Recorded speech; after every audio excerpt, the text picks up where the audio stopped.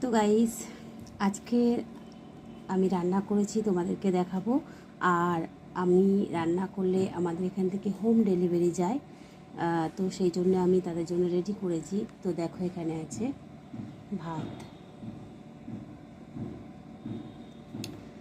এটা হচ্ছে চৌদ্দ শাক ভাজা। কারণ কালকে কালী পুজো, তো সেই জন্য আগের দিন চৌদ্দ শাক ভাজা খেতে হয়, তো সেই জন্য করেছি।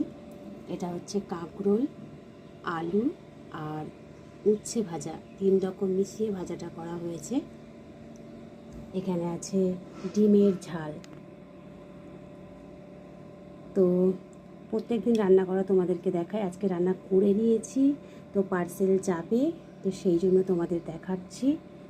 কেমন হয়েছে অবশ্যই করে জানাবে। এখানে আছে বাঁধাকপির চচ্চড়ি। আজকে সকালে আমি বাজার করতে গিয়েছিলাম গাইস, তো বাজার করে নিয়ে এসে এখন এই রান্না করলাম। তোমাদের তো অবশ্যই করে ভিডিওটা শেয়ার করব, তার কারণ তোমরা মনে করছো সে স্বপ্না কী করছে, অনলাইন থেকেও কথা বলছে না কেন। আমি সবসময় অনলাইনে থাকি, বাট তোমাদের রিপ্লাই কমেন্ট করি, তোমাদের ভিডিও দেখি, তোমাদের লাইক কমেন্ট করি, আমি বসে থাকি না।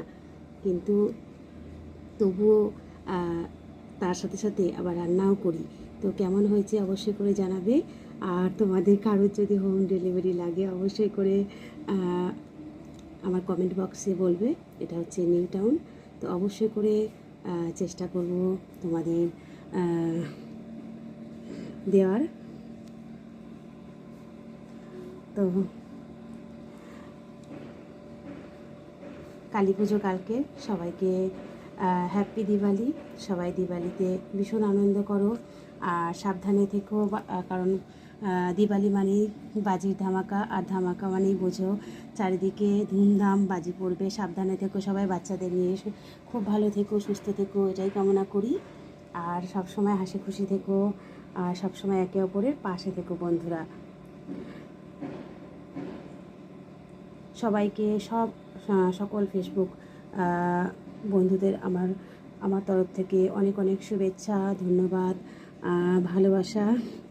বাচ্চাদেরকে আশীর্বাদ করি, তোমরা খুব বড় হও, ভালো থেকো। সামনেও ভাইফোঁটা আসছে কালী পুজোর পরে, তো সব ভাইদের আমার তরফ থেকে অনেক অনেক ভালোবাসা অবিরাম রইল। তো সবাই খুব ভালো থেকো, সুস্থ থেকো। পরের ভিডিও নিয়ে আবার আসবো। ভিডিওটা যদি ভালো লেগে থাকে প্লিজ তোমরা লাইক কমেন্ট শেয়ার করে দিও। তোমাদের ভালোবাসা পাচ্ছি বলেই আমার উৎসাহ বাড়ছে, তো সবাইকে পারলে লাইক কমেন্ট শেয়ার করে দিও। ধন্যবাদ সবাইকে। পরের ভিডিও নিয়ে আবার আসছি। টাটা।